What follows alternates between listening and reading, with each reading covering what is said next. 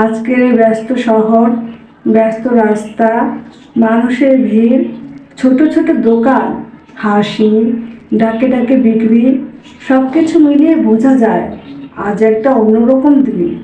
শুভ পয়লা বৈশাখ সবাইকে।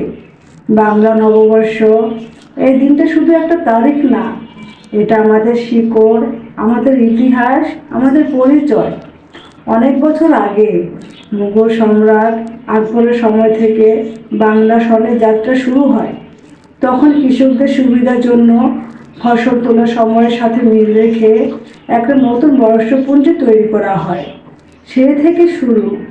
আর আজ এই দিনটা হয়ে উঠেছে আনন্দ, সংস্কৃতি আর ভালোবাসার এক অপূর্ব মেলনবন্ধন। কিন্তু আজ আমি শুধু উৎসবের সাজসজ্জা দেখছি না, আমি দেখছি এই রাস্তায় হাঁটা মানুষগুলোর গল্প।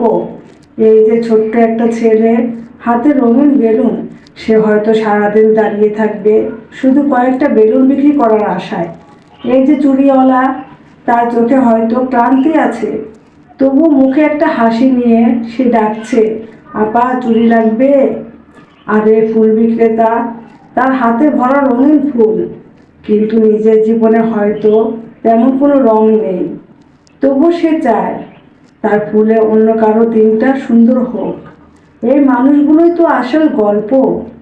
পয়লা বৈশাখ মানে শুধু নতুন জামা না, পয়লা বৈশাখ মানে শুধু ছবি তোলা না, পয়লা বৈশাখ মানে এই ছোট ছোট মানুষের বড় বড় স্বপ্ন। কেউ আজ বেশি বিক্রি করতে চায়, কেউ চায় একটু ভালো খেতে, কেউ শুধু চায় দিনটা ভালোভাবে কাটুক। এই চাওয়া পাওয়ার মাঝে লুকিয়ে আছে আসল উৎসব।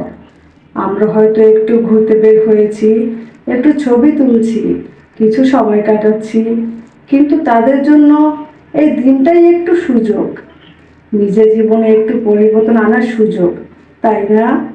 আজকের এই দিনটা আমাদের শেখায়, জীবন যতই কঠিন হোক আশা হারানো যাবে না, কারণ নতুন বছর মানে নতুন শুরু। পুরোটা সব দুঃখ, কষ্ট, ব্যর্থতা সব কিছুকে পিছনে ফেলে আবার নতুন করে স্বপ্ন দেখা।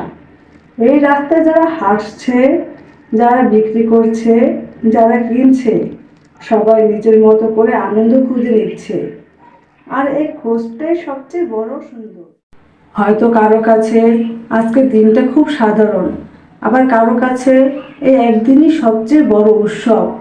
তাই আসুন, আজ আমরা শুধু নিজের আনন্দই না, অন্যের আনন্দেও একটু অংশ নেই। একটা ছোট্ট জিনিস কিনে একটা মিষ্টি হাসি